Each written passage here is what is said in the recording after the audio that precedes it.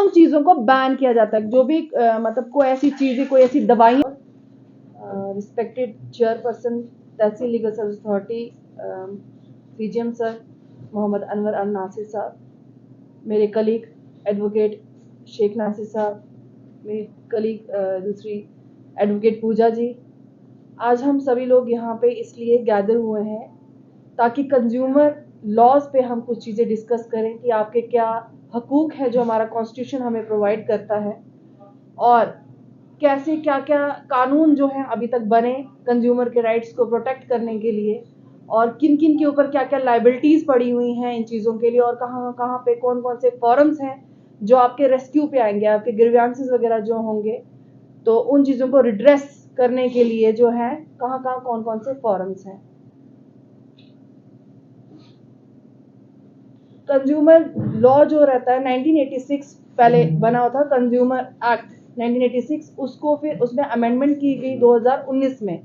फिर consumer bill आया जो कि पास हुआ, जिसमें और बहुत सारी चीज़ें जो है ऐड की गई। जैसे कि पहले आपने सुना होगा सबने कि बायर बी अवेयर, बोला जाता था कि जो भी खरीद रहा है कोई भी चीज़, उसको खुद से एक विजिलेंट रहना चाहिए कि मैं क्या खरीद रहा हूँ, कौन सा प्रोडक्ट है कौन सा नहीं है। लेकिन आपने देखा होगा कि जैसे जैसे इकोनॉमिक जो भी डेवलपिंग कंट्रीज है उनकी इकोनॉमी बढ़ती जा रही है, तो बहुत सारी चीज़ें जो है मार्केट में आ रही हैं। जैसे कि आप देखेंगे बाहर के जैसे चाइना हो गया, या बाहर के जैसे रशिया हो गया, बहुत सारे ऐसे प्रोडक्ट्स हैं जो हमारे यहाँ पे इंपोर्ट होते हैं, और यहाँ से भी कुछ चीज़ें जो है एक्सपोर्ट होती हैं। तो उन चीज़ों को कंट्रोल करने के लिए ऐसे बहुत सारे कानून बने ताकि consumer as well as traders जो रहते हैं उनके राइट्स को प्रोटेक्ट किया जाए। बहुत सारे ऐसे प्रोडक्ट्स होते हैं जिनकी मतलब मैं आपको राइट्स बताऊंगी पहले इसमें क्या जो हमारा ये आर्टिकल 39 है इंडियन कॉन्स्टिट्यूशन का, उसमें आपका जो राइट है कंज्यूमर का वो प्रोटेक्ट किया गया है। बहुत सारे ऐसे राइट्स हैं जो आर्टिकल 21 ऑफ द कॉन्स्टिट्यूशन में भी प्रोवाइड किए गए हैं, जैसे right to business, right to fair trade and practice वगैरह। तो उन चीज़ों में भी जो है आपके राइट्स को प्रोटेक्ट किया गया है। तो बहुत सारी ऐसी चीज़ें होती है जैसे कि आप मेडिसिन का कौन कौन से राइट बनते हैं। पहला कि राइट टू रिड्रेस, मतलब कि आपको कौन से फॉरम को अप्रोच करना है in case of aggrieved.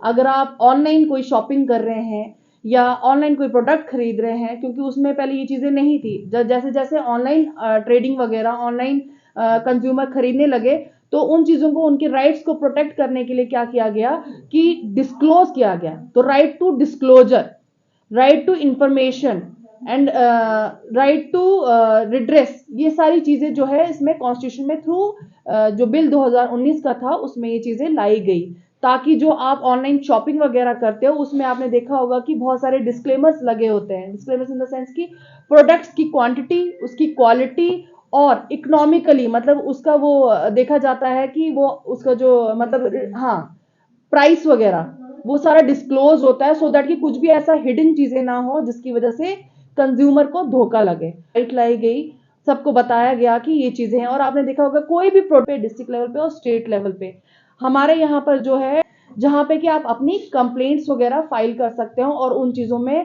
Pecuniary jurisdiction setup की गई है। जैसे कि 1 करोड़ का जो हो गया वो आ गया डिस्ट्रिक्ट कोर्ट में, 1 करोड़ से ऊपर जो हो गया तो वो आ गया स्टेट में, जो उससे ज्यादा ऊपर चला गया 10 करोड़ के ऊपर चला गया तो वो आ गया नेशनल में।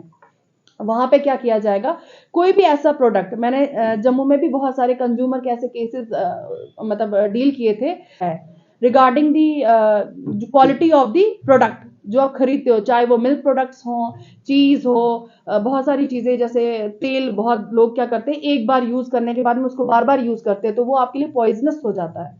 तो उन चीजों में अगर आप वो मटेरियल वगैरह लेते हो तो उसमें आपको फाइन होते हैं, और फाइन भी 10 लाख के ऊपर भी हो, अप टू 10 लाख जो है आपको फाइन किया जा सकता है। जो भी ऊपर से हमारा जो फॉरम रहता है, ट्राइब्यूनल रहता है इसका कंज्यूमर, दैट कि ये सोसाइटी में या हमारी कंट्री में प्रवेश ना कर सके।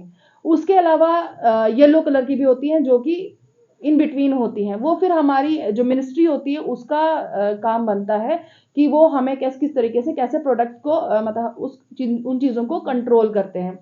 जैसे कि आप लोगों ने देखा होगा कोविड के टाइम में बहुत सारी ऐसी वैक्सीन्स बनी थी, हमारी तो कोवैक्सीन थी और बाहर से भी कुछ ऐसी वैक्सीन्स थी। तो उसमें देखा होगा आपने, एक वो मार्केट में बिल्कुल वो आ जाता है कि कौन सी वैक्सीन ये बिकनी चाहिए, वो बिकनी चाहिए, क्योंकि मार्केटिंग पे ही सब कुछ डिपेंड होता है। तो उस तरीके से लोग अपने अपने प्रोडक्ट्स को लाने की कोशिश करते हैं, लेकिन उस टाइम में मिनिस्ट्री का रोल होता है कि वो उस चीज को सुपरवाइज करे कि कौन सी वैक्सीन जो है हमारे लिए बेनिफिशियल, कौन सी नहीं, क्योंकि उस पर पूरे एक्सपेरिमेंट्स होते हैं। एक नया गैजेट आता है जैसे एप्पल हो गया, बाकी सारे सैमसंग हो गए, और वो सब चाइना से कुछ आते हैं, इंपोर्ट होते हैं यहाँ पर। तो उन प्रोडक्ट्स का प्राइस वैल्यू कम होता है, इसलिए वो इजीली यहाँ पर बिक जाते हैं। लेकिन उससे क्या होता है कि आपके मार्केट में जो है उन चीजों का नुकसान हो जाता है। मतलब कि आपके इंडिया के जो प्रोडक्ट्स होंगे, अगर उनका वैल्यू, और चाइना से आए हुए में कि आपने अपने कंज्यूमर को कैसे एजुकेट करना है। पहले तो ये होता था कि मतलब बायर बी अवेयर, लेकिन अब इसमें बोला गया कि buyer is the sovereign. Sovereign मतलब सुपरमेसी, हाईएस्ट जो है बायर है, क्योंकि वो चीज परचेज कर रहा है। तो उसके बहुत सारे ऐसे राइट्स है जो हमारे कॉन्स्टिट्यूशन ने उसको दिए गए हैं, जैसे कि right to educate the consumer. जबकि कंज्यूमर, आपने देखा होगा जब भी कोई चीज खरीदता है या मार्केट में, आपने जैसे शेयर मार्केट्स वगैरह में हो गए, अब मैं थोड़ा थोड़ा आज एरिया टच कर रही हूँ। शेयर मार्केट्स में देखेंगे आप कि उसमें बोला जाता है कि आप जब भी कोई इन्वेस्ट करते हैं, पैसा वगैरह कोई भी इन्वेस्ट करते हैं, you are at market risk. कि अगर सिक्योरिटी ट्रांजैक्शंस ऊपर जाता है तो आपको बेनिफिट होगा, सिक्योरिटी ट्रांजैक्शंस नीचे आएगा, बॉम्बे स्टॉक एक्सचेंज वगैरह ये सारे जो कि सिक्योरिटी ट्रांजैक्शंस को देखते हैं, सुपरवाइज करते हैं। अगर ऊपर जाता है तो ऑब्वियसली आपका उसमें मतलब कि फायदा होता है, जैसे उसमें नीचे आते हैं तो उसमें कम होता है। तो इन चीजों को सुपरवाइज करने के लिए बहुत सारी चीजें और डिस्क्लेमर्स बनाने। अब आपको हर चीज अपने कंज्यूमर को बताना है, डिस्क्लोज करना है कि आप ये प्रोडक्ट ले रहे हैं। लोगों ने इतना पेशेंटली मुझे सुना। इन केस कोई क्वेश्चंस होंगे तो जब हम सब लोग आपस में सब कंप्लीट कर देंगे जो हमारे अभी यहाँ पे आपको और इसके बारे में बताएंगे। मैं अब इसके बाद में दावत देना चाहूंगी शेख नासिर सर को कि और मुझे लगता है कि हम लोग पहले ही लेट हो चुके हैं और यहाँ जितने लोग भी बैठे हैं वो सब ट्रेडर्स हैं और ट्रेडर्स के लिए टाइम इज़ मनी, तो इनका वक्त बहुत कीमती है। इसलिए ज़्यादा डिटेल्स में न जाते हुए मैं ये बताना चाहूँगा कि आज ही हम यहाँ क्यों। देखिए, जो कंज्यूमर होता है, जो ग्राहक होता है, उसके हकूक़ हैं और ग्राहक के हकूक़ के लिए एक कानून बना है। 1986 में जब इस एक्ट को सदर हिंद ने, प्रेसिडेंट ऑफ इंडिया ने उसे पास किया, उस पे उसकी सैंक्शन मिली, तो 24 दिसंबर को ये एक्ट जो है प्रेसिडेंट ऑफ इंडिया ने इसको सहमति दे दी और 24 दिसंबर ही पूरे देश में हम इसे राष्ट्रीय ग्राहक दिवस यानी नेशनल कंज्यूमर डे के तौर पर मनाते हैं। कल 24 है, कल एतवार है, इसलिए आज आप सब लोगों को हमने यहाँ तकलीफ दी कि आज हम कंज्यूमर्स के राइट्स पर बात करेंगे। अब चूंकि बात करने से पहले हमने कहा कि यहाँ ज्यादातर लोग ट्रेडर्स हैं, लेकिन कंज्यूमर जो ग्राहक है वो ऐसा होते हैं, एडवोकेट्स होते हैं, मैसन्स होते हैं, कारपेंटर्स होते हैं और हर एक को उसके पेशे से जाना जाता है।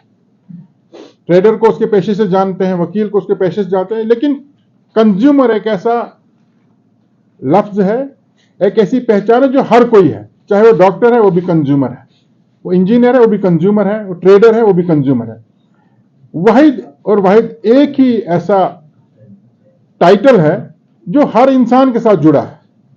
हर इंसान कंज्यूमर है, इसलिए हम ये समझते हैं कि आप भी एज ए कंज्यूमर आज इस सभा में मौजूद हैं, हम लोग भी एज ए कंज्यूमर। तो कंज्यूमर के जो राइट्स हैं, जो उसके हकूक हैं, वो बहुत ज्यादा हैं। तफसील से अभी आपको अंजलि जी ने बताया। मैं मोटे लफ्जों पे ये कहूंगा कि सबसे पहला हक ये है उसे अच्छी चीज मिले। उसके बाद उसके पास ये हक है कि वो आपसे इंफॉर्मेशन ले। अगर कोई चीज हम मार्केट में खरीदने जाते हैं और ग्राहक आप लोगों से पूछता है कि बताइए जरा ये कब का बना हुआ है या कहां से बना है, किस चीज का बना है, अगर उसको बेचने वाला जो ट्रेडर वो कहेगा भाई इतना टाइम मेरे पास नहीं, आप कहीं और चले जाए, नहीं, ये उसका राइट है, उसका हक बनता है वो आपसे इंफॉर्मेशन ले, आपने इंफॉर्मेशन देनी है। मैं उन्हीं चीजों पर बात करूंगा जो आपके रिलेटेड। इज नॉट लाइक, अगर आप इलेक्ट्रिसिटी एक्ट पढ़ेंगे, इट इज यूनिलेटरल।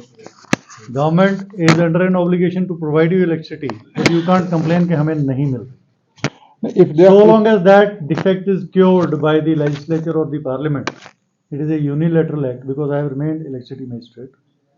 तो that is how I know sir in summer उसमें आप कंज्यूमर कंप्लेंट करेंगे भी तो आपको, हाँ उसमें एक हद तक आपकी कंप्लेंट जायज है। जो मीटर होता है, डिजिटल मीटर है, अगर वो डिफेक्टिव है तो department has to replace it. अभी देखिए आप सबके घर में लैंडलाइन में इंटरनेट लगा होता है, वो कई बार आपका इंटरनेट स्पीड डाउन हो जाता है, वो कहते हैं जी आप मॉडेम बदल लीजिए। मॉडेम आपको खरीदना है, whereas it is the job of the service provider to provide the modem. Because आप रेंटल्स पे कर रहे हैं, आपने मॉडेम की सिक्योरिटी जमा कराई। It happened with me also. कहते जी आप मॉडेम नया खरीद लो, मैंने कहा तो भेजो। नहीं साहब हमारे पास तो है नहीं, और लाइन भी वो आपको नहीं लगवानी पड़ेगी। मैंने कहा तो लाइन प्रोवाइड करना आपका काम है, अगर मुझे ही सारा कुछ लगाना तो BSNL किस लिए चाहिए? यू आर चार्जिंग मी। जब मैंने फिर ये कहा कि आप यहां नहीं देंगे तो फिर कोर्ट में देना पड़ेगा, नेक्स्ट डे मेरा मॉडेम लगा। I never told them I am a judge, but I told them I am a consumer, I am paying regularly my bill. If you tell me go and purchase the modem from the market and we will install it, तो फिर मैं install भी करवा लूंगा। तो आप लोग किस लिए चाहिए, और आप लोग किस चीज का किराया ले रहे हैं? मेरा अगर 750 रुपया इंटरनेट का बिल आ रहा है पर मंथ और मॉडेम खराब है, तो that is deficiency in service. So deficiency in service is to be provided by the service provider. अब हम लोग बोलते हैं यार छोड़, कौन चिक चिक करे, जा यार मॉडेम ले आ बाहर से, 2-2.5 हज़ार रुपए की बात है। हमारे पास एक्स्ट्रा पैसा है, वो हम फिर फेंकते। मगर 1-2 आदमी खड़ा हो जाएगा तो उनको, जिनका काम है ये करना, and they are being paid for this out of our service charges, उनको तनख्वाह मिल रही है ना अच्छी खासी, तो अब वो कहेगा नहीं जी फलाने से वो मॉडेम ले आओ। लोगों को या कंज्यूमर्स को अपने राइट्स के बारे में पता हो, उन्हें मालूम हो कि अगर हमारा राइट भी कहीं वायलेट होता है तो हमने किस फॉरम में जाना है। जैसे बताया गया कि कंज्यूमर फोरम्स थी, अब इन्होंने डिस्ट्रिक्ट लेवल्स पर जो 2-2 क्लस्टर्स बन, डिस्ट्रिक्ट 2-3, जैसे हमारा डिस्ट्रिक्ट डोडा के अंदर नहीं, हमारे यहाँ केसेस नहीं है, अदरवाइज नहीं केसेस भद्रवा में इनको दिया है। नहीं, अगर यहाँ केसेस होते there could have been a circuit bench, हफ्ते में 2 दिन आपको यहाँ भी कंज्यूमर फोरम का प्रिजाइडिंग ऑफिसर मिलता, बट यहाँ लिटिगेशन ही नहीं है। नहीं सॉरी सर, मैं इसमें इंटरप्ट करूंगी। डिस्ट्रिक्ट जज के पास में 2019 से पहले फाइल हुए थे कुछ केसेस, नहीं तब फॉरम नहीं था पूरा, था कि फॉरम नहीं है, उस वजह से ये आगे मेंबर्स वगैरह वो बने नहीं तो रह गया। But because twice the high court जज, बट हमारे पास उतना है ही नहीं कि हम जज को उठा के यहाँ लाएं। बार एसोसिएशन किश्तवाड़ ने कई बार डिमांड किया है कंज्यूमर कोर्ट के लिए, that has been promised, justice Tashi promised it, justice. तो ऑब्वियसली उनका ये कहना होता है कि ये हमारे पास नहीं है, ये चीज़ हमारे यहाँ नहीं है, तो वो चीज़ें या तो हमारे जम्मू में चली जाती हैं या तो हमारे डोडा में चली जाते हैं। तो फिर जब नंबर से आगे चले जाते हैं तो फिर ऑब्वियसली पीछे इनके पास कुछ नहीं बचता है। नहीं वो जाता ही नहीं ना कोई, फिर जब डोडा कोई कंप्लेंट करने ज़्यादा कोशिश हमारी होती है या डोडा में जाकर उसको फाइल करें या जम्मू में। सबसे ज़्यादा सब दिक्कत आती है इन केस में इंश्योरेंस के केसेस में।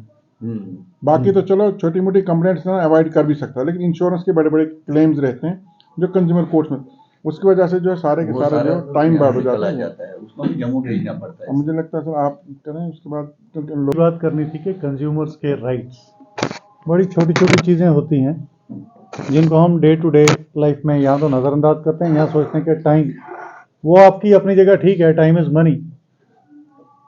आप ये देखते हो कि कितना पैसा खर्च करके कितना टाइम बचता है, वो दूसरी बात है। But at the same time बहुत सारी जगह फिर इस एटीट्यूड से क्या होता है, we encourage malpractices in this society. Price tag एक लगा हुआ है किसी भी प्रोडक्ट पे, फिर उसकी ओवर प्राइसिंग, उसके बावजूद जैसे ये है इस पे ऑलरेडी प्रिंटेड प्राइस है, मैं थोड़ी देर के बाद क्या करता हूँ एक नया लेबल चिपका लेता हूँ with a new price tag. मेरे साथ हुआ ये। That's not done, that's a mall practice by the trader and consumer has right to take that fellow to task. मेरा अपना केस चल रहा है अभी कंज्यूमर फोरम में। I purchased a vehicle. Now traders को भी सबको पता होगा दिसंबर में जो मॉडल चेंज होता है डेप्रिसिएशन होती है। व्हीकल की डिमांड है, मुझे कंपनी से फोन आया साहब दिसंबर की गाड़ी है आप जनवरी में लेना चाहोगे? मुझे ओके, बिकॉज मेरे माइंड में ये था कि हो सकता है डेप्रिसिएशन आ जाए, मुझे थोड़े पैसे बच जाए क्योंकि मैंने फाइनेंस करवानी थी। उन्होंने मेरे को क्या करा, दिसंबर की गाड़ी जनवरी में दी और रेट जनवरी का लगा लिया। अब आप लोग बताइए ये दुरुस्त है? Rather than passing me on the depreciation they charge me on a fresh rate list of the new year on an old model. So मैंने उनको कहा यू कैन डू दिस, मगर उन्होंने मुझे जो परफॉर्मा बिल इशू किया था मैंने उस पर लोन ले लिया था। अब या तो मैं लोन रिवर्स करता, वो फिर मेरे लिए बैंक में गुडविल की दिक्कत होती है कि भाई लोन लिया तो अभी वापस कर दिया। So I told them you can do this, चलिए गाड़ी तो मैं ले लूंगा मगर आपको भुगतना पड़ेगा। So it's Mahindra and Mahindra Scorpio गाड़ी डिमांड में है, 1.5 लाख वेटिंग है, मतलब 1.5 साल की वेटिंग है उसकी, but they charge me 1.5 lakhs extra. So क्योंकि आप लोग भी गाड़ी खरीदते हैं, सो 2 टाइम ऐसे होते हैं जिसमें गाड़ी डेप्रिशिएट होती है, दैट इज दिसंबर जब ईयर मॉडल चेंज हो रहा है, सेकंड इज मार्च जब बजट चेंज हो रहा है, टैक्सेशन पॉलिसी चेंज हो रही है। तो इन 2 टाइम्स पे गाड़ी का रेट बहुत सारा वेरी करता है, बट एट दी टाइम कुछ डिस्ट्रीब्यूटर्स क्या करते हैं, इसमें भी प्रॉफिट बनाते हैं, क्योंकि उसको पता था इसकी 1.5 साल की वेटिंग है, तो उन्होंने वो वेटिंग वाला मेरे से वहां से ले लिया, but they did an illegal act. अब वो वहां जवाब दे रहे हैं, बिकॉज कंज्यूमर कोर्ट में तो लिहाज होगा नहीं। अब वो प्राइवेट नेगोशिएशन में है जी, आपको 15,000 रुपये वापस कैंसिल हो गए। He got delayed by 2 days। I think he was paid 1.5 lakhs by the airlines, ticket के रिफंड के अलावा 1.5 लाख रुपए एक्स्ट्रा है। बड़ी छोटी छोटी बातें हैं, कई बार एक साहब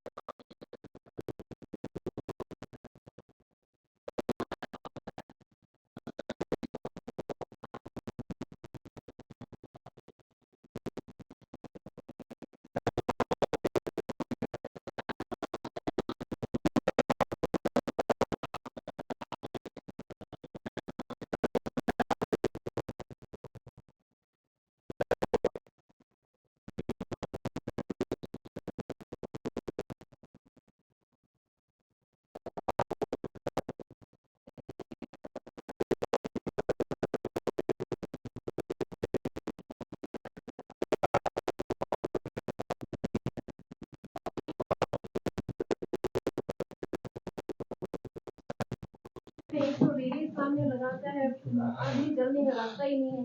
वो बोलते हैं हम नहीं जाएंगे, इधर तुम्हारा जगह है, हमारा जगह है, हम दुकान लोग हाथ ये है कि यहाँ आप किसी दुकान के बाहर गाड़ी अगर 2 मिनट के लिए खड़ी करोगे वो आपको खड़ी नहीं करने देता है। वो बोलता है भाई साहब इधर से निकल जाओ, मेरा कस्टमर आने वाला है। का रास्ता में पूरा किस मार्केट वेरिएबल लगाया रेंट है है इनका? यहाँ पर। 30,000 और सामने बेड लगा हाँ, हुआ सामने है। बेड लगाए जगह सर, जगह वो पर तो पूरे मार्केट में बेड वो तो वैसे भी बैन है बाहर की कंट्रीज में, अगर देखा जाए ना। भी रेगुलर हाँ सर, संडे में ठीक है। सैटरडे संडे मार्केट होती है हर मुल्क में, हर शहर में होती है। जहाँ दुकानें बंद होती हैं तो क्या है, जहाँ लगाया थोड़ा दुकान के सामने लगाया, वो अपना पैसा देने लगा तो हमें बोलेगा हम लोग कितना किराए का पैसा कमेटी का एक देंगे। अहम रोल यहाँ है। पे म्यूनसिपैलिटी म्यूनसिपल कमेटी 30 रुपया रोज की ले रही है। म्यूनसिपल मेंबर्स को कौन चुन रहा है आप में से? आप ही लोग चुन रहे हैं ना, बिल्कुल चुन रहे हैं। फिर हिसाब क्यों नहीं लेते हो? आज तो है ही नहीं सर आप तो ये शायद म्यूनसिपल कमेटी की टर्म खत्म हो गई है। अब तो डीएम जो है अभी दिए 100 वो म्युनिसिपल सर, इसके लिए भी कॉर्पोरेशन एक का चार्ज application दी जाए। गवर्नर ने दिया हुआ है। बिल्कुल देनी चाहिए कि ये न्यूसेंस है। गवर्नर ने दिया, अभी डीसी और ये हाल है एडीसी जो है इनको चार्ज दिया गया है। हाल है जी, मैं उसमें हूँ, मैं इसमें हूँ, सेमिनार में हूँ, आई विल गेट बैक। हाँ hello, I am in seminar, I will get back. नहीं, अब ये सारी पावर इनको देगी है, डीसी और एडीसी वगैरह ना, इनको गवर्नर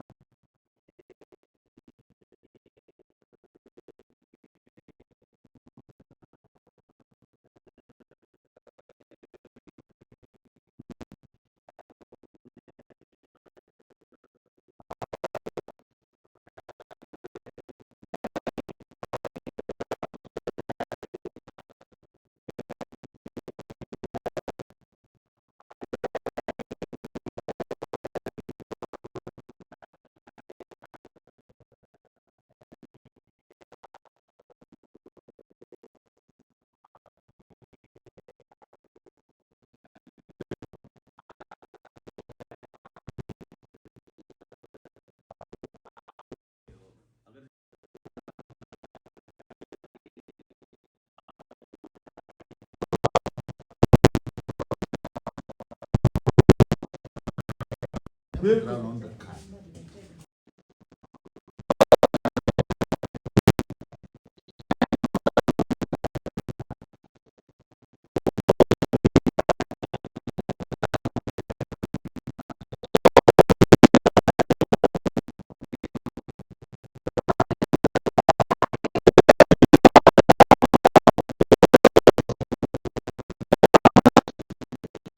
बहुत शुक्रिया।